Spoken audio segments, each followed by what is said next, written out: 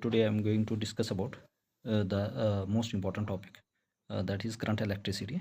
ये last lecture होगा इसके ऊपर और आज ये कंप्लीट हो जाएगा, तो इसलिए हर एक बच्चा चैनल पे विजिट कीजिए और जो भी वीडियोस है एक बार आप देखिए।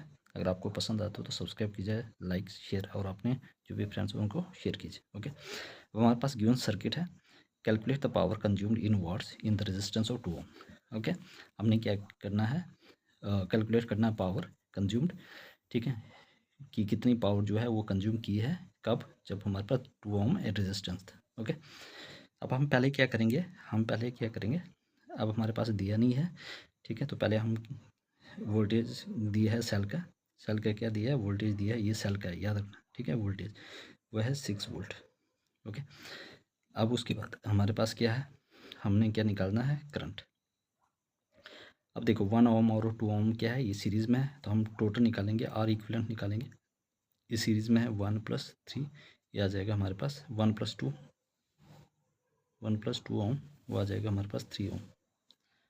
तो आर इक्विवेलेंट आ गया हमारे पास 3 ओम। आर इक्विवेलेंट क्या आ गया हमारे पास 3 ओम, ठीक है। आर इक्विवेलेंट क्या आ जाएगा हमारे पास 3 ओम। ओके, अब ये आ जाएगा 3 ओम। देखो अब 3 ओम आ जाएगा तो हमने क्या निकालना, करंट निकालना, V = IR। ओके, V कितना है, हमें करंट निकलना, V/R = I। V कितनी है हमारे पास, V है हमारे पास 6 और R कितना है, और R जो है इसके लिए कितना है 3, ठीक है। और हमारे पास करंट क्या आ जाएगी, करंट आ जाएगी हमारे पास 2 एम्पियर। करंट क्या आ जाएगी हमारे पास 2 एम्पियर। इसके लिए क्या आ जाएगी हमारे पास, करंट कितनी आएगी 2 एम्पियर। अब देखो, अब ये जो 1 एम्पियर और 2 एम्पियर थी, ये इसका आर इक्विवेलेंट क्या आ गया 2 एम्पियर, ठीक है। अब यहाँ से कितनी करंट फ्लो करेगी, यहाँ से कितनी करंट फ्लो करेगी, यहाँ पे मतलब कितना है 2 ओम्स, ठीक है। अब 2 ओम से कितना करंट फ्लो करेगी, आर इक्विवेलेंट, ठीक है, कितने करंट फ्लो करेगी, जितना 1 ओम से उतना 2 ओम से भी करेगी, ये आ जाएगा 2 ओम, ठीक है। अब इसका आर इक्विवेलेंट कितना था 3 ओम, 3 ओम से क्या होगी 2 एम्पियर करंट फ्लो होगी, ठीक है। तो यहाँ से 2 एम्पियर करंट फ्लो होगी और यहाँ से भी और यहाँ से भी, तो सेम करंट फ्लो होगी, ठीक है। तो 2 ओम से भी क्या हो जाएगी 2 एम्पियर ही करंट फ्लो होगी। इसका मतलब हमारे पास अब करंट भी दिया है 2 एम्पियर और वोल्टेज ये, उसके बाद रेजिस्टेंस कितना है, वो है हमारे पास 2 ओम। तो हमने क्या निकालना है, V निकालना है इसके लिए, ठीक है, कितना ही वोल्टेज है। तो V = आ गया I और R। I कितना है 2 × R कितना है 2, तो ये आ जाएगा 4 वोल्ट। V आ गया 4 वोल्ट, ठीक है। अब हमने क्या निकालना है, पावर। तो पावर होता है VI। V कितना है 4, करंट कितनी है 2, तो वो आ गया हमारे पास 8 वाट। पावर कितनी आ गई 8 वाट, ये आपने याद रखना। अब ये कह रहा है कि कैलकुलेट द पावर कंज्यूम्ड, कितनी पावर कंज्यूम की जब 2 ओम रेजिस्टेंस था और 2 एम्पियर करंट फ्लो कर रही थी, तो वो आ गया हमारे पास 8 वाट। कितना है 8 वाट, ठीक है। तो ये जो है ये किसका वोल्टेज है, ये सेल का है, ओके। और ये जो आर इक्विवेलेंट है ये टोटल है रेजिस्टेंस, ओके। और यहाँ से कितनी करंट फ्लो हो रही है 2 एम्पियर। एंड इलेक्ट्रिक हीटर, हमारे पास कौन सा हीटर है, इलेक्ट्रिक हीटर, रेटेड 1100 वाट, ऑपरेट 220 वोल्ट। एक इलेक्ट्रिक हीटर है जो कितनी पावर ऑपरेट करता है 1100 वाट पे 220 वोल्ट। कैलकुलेट इस resistance and the current drawn by it. हमें रेजिस्टेंस भी कैलकुलेट करना और कितना करंट यहाँ से ड्रॉ हो रहा है, ओके। अब वी नो दैट, हम जानते हैं P = VI, ठीक है। पावर दिया है, वोल्टेज है और रेजिस्टेंस और करंट हमें निकालनी है। तो पावर कितनी दी है 1100, वोल्टेज कितनी है 220 × I यहाँ से निकालेंगे, ये और ये कैंसिल आउट, 11 0 22, ये आ जाएगा हमारे पास I, ओके। 11 2 × 22, 11 1 × 1, ये आ गया, ओके। ये आ गया 110 और I कितना आ जाएगा 110 और क्या आ गया हमारे पास, सॉरी ये 220 है, ठीक है, 220 है। यहाँ से क्या आ जाएगा 11 1 × 11, 11 2 × ये आ जाएगा, ये आ जाएगा हमारे पास 10/20, 0 0 कैंसिल, I हो गया हमारे पास 0.5 क्या है हमारे पास करंट आ गया, ओके। 0.5 एम्पियर के आगे करंट आ गया। अब हमने क्या निकालना है, रेजिस्टेंस। रेजिस्टेंस क्या होता है, हम जानते हैं V is equal to I R, तो V upon I is equal to R. V कितना है, V हमारे पास अभी निकला, V कितना था 220 वोल्ट, अपन आई कितना है 0.5, ये आ जाएगा रेजिस्टेंस। तो यहाँ से क्या आ जाएगा 220 और into 10 upon 5 is equal to R. 5 1 जा 5, 5 2 जा 10, तो रेजिस्टेंस कितना है कि 0 440 ओम। ओके, तो ये आपने याद रखना है कितना आ गया resistance the drawn by it. ठीक है, तो ये आ गया 440 ओम। तो पावर कितनी थी, इतनी, और वोल्टेज इतनी थी। हमने रेजिस्टेंस और करंट निकालने थे, P is equal to VI, और यहाँ से हमने करंट निकाली, और उसके बाद फिर और यहाँ से हमने क्या निकालना है, resistance. I hope everybody clear, no more two nine. यहाँ पे क्या है, consider 2 lamps A and B। हमारे पास 2 लैम्प्स हमने कंसिडर किए, rating 50 watts, 220 volt, 25 volt, 220 volt respectively. Find the ratio of the resistance of the 2 lamps. हमने इन दोनों का रेशियो निकालना है, किसका, रेजिस्टेंस का। तो 2 लैम्प्स है, केस 1, यह है केस 1 है, केस 1 है, यह है केस 2। ओके, ये लैम्प 1 है, मीन्स लैम्प 1 है, और ये क्या है, लैम्प 2 है। ठीक है, एक लैम्प 1 है, दूसरा क्या है, लैम्प 2 है। ओके, पावर कितनी दिया, 50 वाट पहले के लिए। वोल्टेज कितनी है, 220। इसके लिए क्या है, 25 वोल्ट, वोल्टेज क्या है 220। अब हम कैसे निकालेंगे इसका रेजिस्टेंस का रेशियो। तो हमें पता है P is equal to V square upon R। ठीक है, हम दोनों को कंपेयर करेंगे, R A upon R B का रेशियो क्या हो गया, V स्क्वायर अपन R। देखो 200, इसका पहले V स्क्वायर अपन 220, इसका आर ई का 220 का स्क्वायर। ठीक है, अपन आर कितना है हमारे पास, हमें नहीं पता। ठीक है, हमें नहीं पता, तो हम इसको ऐसे इसको मॉडिफाई करेंगे। R is equal to V square upon P लिख सकते हैं, बिल्कुल, V स्क्वायर अपन P। तो V स्क्वायर कितना है, पावर कितना है 50 वोल्ट। ठीक है, डिनोमिनेटर में इसका कितना है 220। ठीक है, वोल्टेज, और यहाँ पे नीचे कितना पावर, कितनी है, पावर है इसकी 25। ओके, ये और ये कैंसिल हो जाएगा, तो ये आ जाएगा हमारे पास 1/50 अपन 1/25। यहाँ से क्या हो जाएगा 1/50 इंटू 25/1 1/2। तो हमारे पास कितना आ जाएगा ratio, therefore R A upon R B का रेशियो क्या आ जाएगा 1/2। तो therefore R A is to R B कितना आ जाएगा 1:2। ये आगे इसका रेशियो 1:2। ठीक है, तो हमारे पास पावर और ये दिया है, और इसके बाद हमने क्या किया, यहाँ से रेशियो निकाल दिया। Okay, next one is electric energy. Electric energy क्या होता है, electric energy supplied by the cell, मतलब सेल कितना इलेक्ट्रिक एनर्जी सप्लाई करता है। Okay, E is equal P into t. Okay, क्योंकि हमारे पास जो पावर होता है वर्क अपॉन टाइम होता है, और is equal to energy upon time होता है। तो यहीं से हमने क्या किया, power is equal to energy upon time. तो हमने क्या किया, मैंने क्या किया, E is equal to P into t कर दिया। ठीक है, तो एनर्जी क्या होता है, पावर इंटू टाइम। तो हमेशा जो एनर्जी होता है वो किलो वाट आर में होती है, याद रखना, energy is always in kilo watt hour, और पावर होता है किलो वाट में, और टाइम होता है आर्ट में। ठीक है, तो ये याद रखना, energy kilo watt hour, power kilo watt, time hours में। ऐसा unit of energy is joules. ठीक है, 1 kilo watt hour 3.6 into 10⁶ joule. For a heater rated 4 kilo watt is 20 watt. Calculate the following energy consume in 2 hours. 1 kilo watt is price at 450, then cost of the energy consumed. आपने क्या करना है, heater जो है वो rated है 4 kilo वाट 220 volt, और calculate हमने क्या करना, कितना एनर्जी कंज्यूम किया इसने 2 घंटे में। 1 किलो वाट, इफ अगर 1 किलो वाट की प्राइस कितनी है 450, then the cost of energy consumed, कितना एनर्जी कंज्यूम करेगा। Okay, no motto. यहाँ पे क्या दिया है कि भाई कितना है, तो पावर कितनी दी है, कितना कंज्यूम किया था हीटर का 4 किलो वाट। ठीक है, वोल्टेज कितनी है 220, और टाइम क्या है 2 आवर्स। तो हमने क्या किया, E is equal to P into t लगा दिया।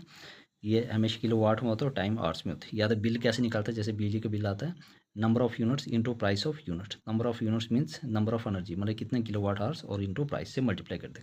तो बिल क्या होता है, number of units into price of 1 unit. ठीक है, तो हमने क्या करना, इसको मल्टीप्लाई कर देना।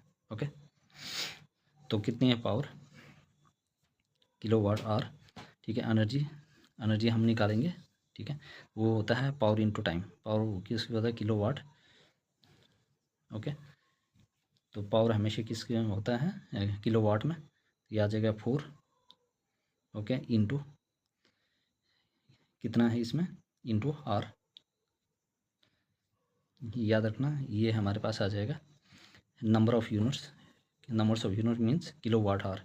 पावर इंटू टाइम निकालेंगे पहले पावर इंटू टाइम कितना है, पावर कितना है 4 इंटू टाइम, ये आ गया 8 किलोवाट आवर। ओके, ये 8 किलोवाट आवर आ गया। उसके बाद हमने यहाँ पे निकालना बिल नंबर, कितना आ गया 4 इंटू 8।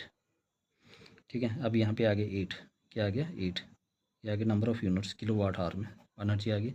ठीक है, 8 इंटू नंबर ऑफ प्राइस कितना है 4.50, कितना है 4.50, ये है ना 4.50।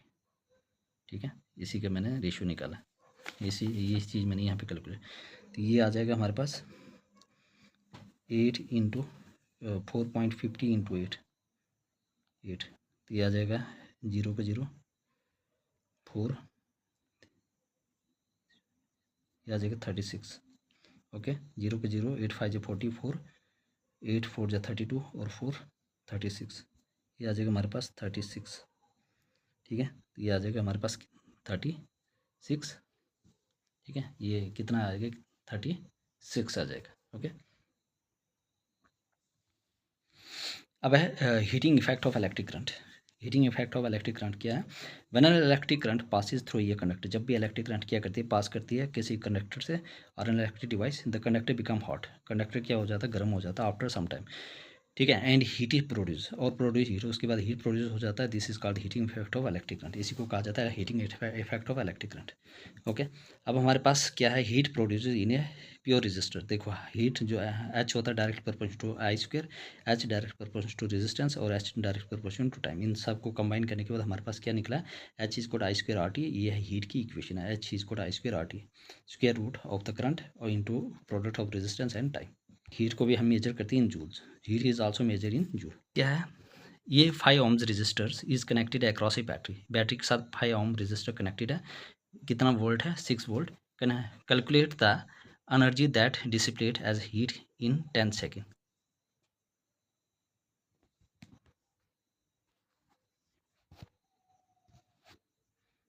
ठीक है,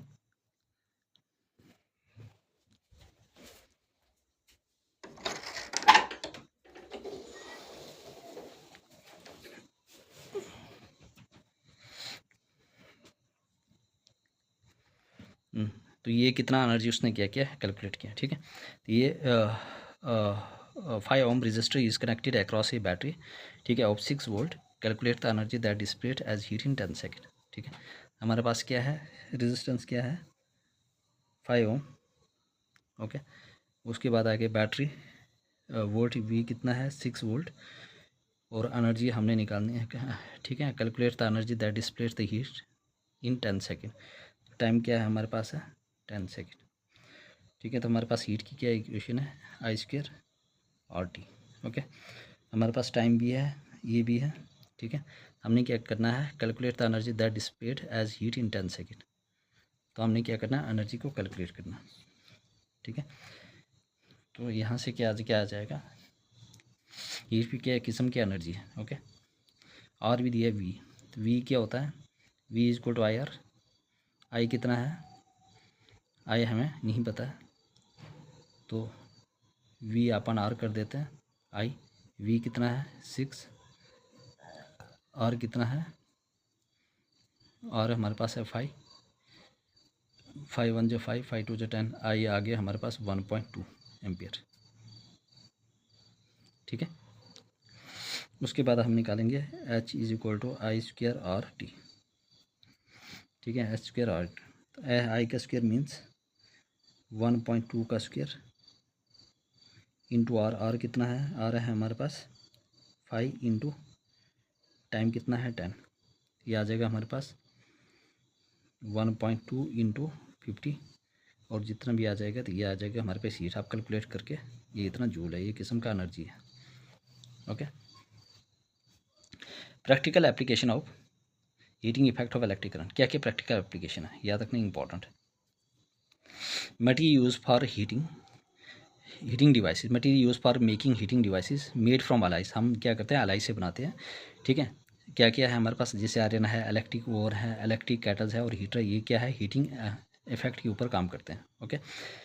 made from alloys high resistivity, तो क्यों बनाते हैं हम ज़्यादातर अलाई से, क्योंकि इसकी रेजिस्टिविटी बहुत ज़्यादा होती है मेटल से और हाई मेल्टिंग पॉइंट पे होता है, याद रखना। क्यों बनाते हैं हम heating device made from alloys high resistivity than metal, metal से ज़्यादा है रेजिस्टिविटी होती है और हाई मेल्टिंग पॉइंट होता है। अब इलेक्ट्रिक बल्ब क्या होता है, इसमें क्या होता है फिलामेंट होता है tungsten, is in electric bulb, okay. ये करता है limit. Tungsten has very high melting point, इसका हाई मेल्टिंग पॉइंट होता है। Tungsten still hold the record for the highest melting point of all the metal, सब metal में से ज़्यादा इसका मेल्टिंग पॉइंट होता है। टंगस्टन का जो मेल्टिंग पॉइंट है 3422 डिग्री सेल्सियस, ये अपडेटेड है। ओल्डर क्या था 3380 डिग्री सेल्सियस, पहले क्या था 3380, अब क्या है अपडेटेड 3422 डिग्री सेल्सियस, तो this is important. Boiling point क्या है 4/5, ठीक है, वेरी हाई, ओके, ये आपने याद रखना। हाँ, तो हमारे पास क्या है most of the energy consumed appear as heat, बहुत सारे एनर्जी जो कंज्यूम होती है वो अपीयर होते हैं एज हीट के फॉर्म में, on small part of as heat as heating effect of current. Electric fuse क्या है याद रखना, based on heating effect of current, याद रखना इलेक्ट्रिक फ्यूज किसके बेस्ड है, heating effect of current. Electric fuse is use to prevent short circuit, short circuit से बचाने के लिए हम इलेक्ट्रिक फ्यूज का यूज़ करते हैं। Fuse has low melting point, इसका मेल्टिंग पॉइंट बहुत ही कम होता है, याद रखना। याद रखना जो फ्यूज़ है उसका मेल्टिंग पॉइंट क्या होता है, कम होता है। Electric fuse is use to prevent short circuit, इसको हम ये किसके ऊपर बेस्ड करता है, heating effect of electric current, पहली बात याद रखना सेफ्टी डिवाइस है। Electric fuse use to prevent short circuit से बचाता है। Fuse has low melting point, इसका मेल्टिंग पॉइंट बहुत कम होता है। When high current pass through it melt due to heat produce given by, अगर इस यहाँ से ज़्यादा करंट पास हो जाएगी तो ये मेल्ट हो जाएगा, किसकी वजह से, जूल लॉ ऑफ हीटिंग है ना, ये बताता है। And stop the flow of current.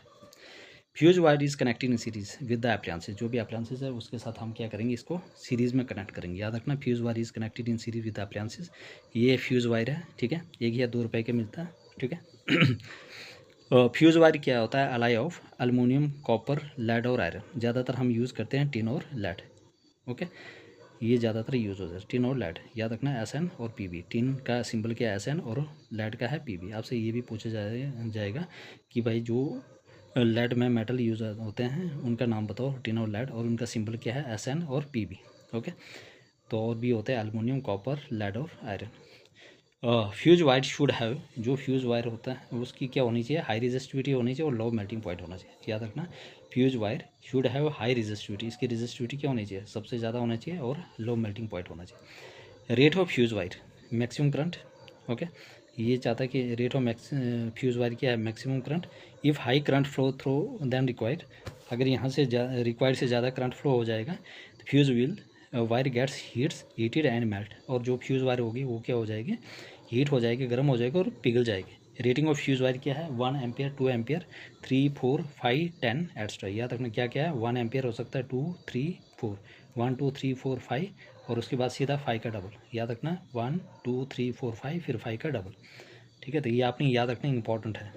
तो कौन कौन से यूज़ होते हैं मेटल, यहाँ पे अलाइज, टिन और लेड, ओके, नो मोटो। हमारे पास है 1 एम्पियर क्या होता है, 1 एम्पियर देखो, एम्पियर क्या होता है, 1 एम्पियर करंट होता है चार्ज अपॉन टाइम।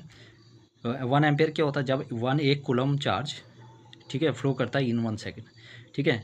ये 1 एम्पियर किसको कहा जाता है, if 1 coulomb of charge flow through ये conductor in 1 second, the current flowing through the conductor is known as 1 ampere. तो 1 एम्पियर क्या हो जाता है, ये current is said to be 1 ampere, ये current is said to be 1 ampere when 1 coulomb of charge flow through 1 second. याद रखना क्या रखना, 1 एम्पियर क्या होता है, 1 एम्पियर होता है, देखो करंट होता है चार्ज अपॉन टाइम, तो करंट किस में मेजर करते हैं, एम्पियर में, एम्पियर होता है इसका ऐसा यूनिट, और चार्ज होता है कूलम में और टाइम होगा सेकेंड। तो ये current is said to be 1 ampere when 1 coulomb of charge flow through the conductor in 1 second, okay. अब है 1 वोल्ट, 1 वोल्ट क्या होता है, 1 वोल्ट होता है W/Q, 1 वोल्ट वर्क होता है जूल में और चार्ज होता है कूलम में, ठीक है। द पोटेंशियल डिफरेंस, जो वोल्ट होता है पोटेंशियल डिफरेंस, ये potential difference is said to be difference between 2 points is said to be 1 volt, जो पोटेंशियल डिफरेंस है 2 पॉइंट्स के बीच में उनको क्या कहा जाता है, 1 volt. If 1 joule of work is done in moving A positive charge of 1 coulomb from 1 point two the 1, जब एक पॉजिटिव चार्ज, एक यूनिट पॉजिटिव चार्ज हम क्या करते हैं, 1 पॉइंट से दूसरे पॉइंट में लेकर आते हैं, उसको कहा जाता है 1 वोल्ट। ठीक है, तो 1 जूल वर्क इज़ डन। ठीक है, वह 1 जूल वर्क डन होता है जब हम 1 कूलम चार्ज लेकर आते हैं एक पॉइंट से दूसरे पॉइंट तक। Okay, next one is 1 ohm, R is equal V upon I. ठीक है, 1 ओम क्या होता है, ठीक है, 1 वोल्ट अपन 1 एम्पियर। ठीक है, 1 ohm is said as that the resistance of an object when a current of 1 ampere, जब 1 एम्पियर जो करंट है वो फ्लो करेगी through an object applying potential difference of 1 volt, जब हम उसके ऊपर 1 वोल्ट का क्या करेंगे, पोटेंशियल डिफरेंस अप्लाई करेंगे। Okay, 1 volt, P is equal V I 1 volt. If 1 volt is the power consumed in A circuit when 1 ampere of current flow on applying A potential difference of 1 volt. Okay, तो याद रखना important है। तो please everybody subscribe my channel, like share and comment हो। तो देखो मुझे motivation मिलता है आप लोगों के लिए, मैंने पूरी तरह से ये कंप्लीट करवा चुका हूँ, इसमें कोई भी चीज़ें मैंने नहीं रखी है। तो इसलिए प्लीज़ आपका भी एक इट इज़ योर रिस्पॉन्सिबिलिटी, आपकी भी एक फ़र्ज़ बनता है कि आप सब्सक्राइब कीजिए, लाइक शेयर एंड कमेंट कीजिए, ताकि मुझे मोटिवेशन मिलता है। और अपने फ्रेंड्स को भी शेयर कीजिए, है ना, मतलब जो ऑनलाइन ऑफलाइन अफोर्ड नहीं कर सकता है कोचिंग, तो उनके लिए ये बेनिफिशियल है। और यहाँ पे क्वालिटी कंटेंट है। ठीक है, पेड से भी 4 टाइम्स क्वालिटी कंटेंट है। ठीक है, आप देख लेना जो भी एसएसबी जेके एसएसबी के लिए पढ़ा रही है। ओके, तो ये टॉपिक कंप्लीट हो गया। अब फाइनेंस अकाउंट असिस्टेंट के लिए एक ही लास्ट टॉपिक बचता है। ठीक है, वो है केमिकल इक्वेशन रिएक्शन। ओके, तो वो भी कल तक मैं कंप्लीट करवा दूँगा। तो ये पूरी तरह से कंप्लीट हो चुका है सिलेबस साइंस का। ओके, और कंप्यूटर का ऑलरेडी मैं करवा चुका हूँ, उसमें 1-2 टॉपिक है। ठीक है, तो इसलिए प्लीज़ आप इस चीज़ आपने खुद नोट्स बनाइएगा, handwritten notes is the best. Okay, और आपका ये सारा एनसीईआरटी का है और एनसीईआरटी फॉलो की है, तो एनसीईआरटी सबसे ऑथेंटिक सोर्स है। ओके, तो मिलते हैं नेक्स्ट लेक्चर में। ये कंप्लीट हो गया, तो please everybody subscribe my channel.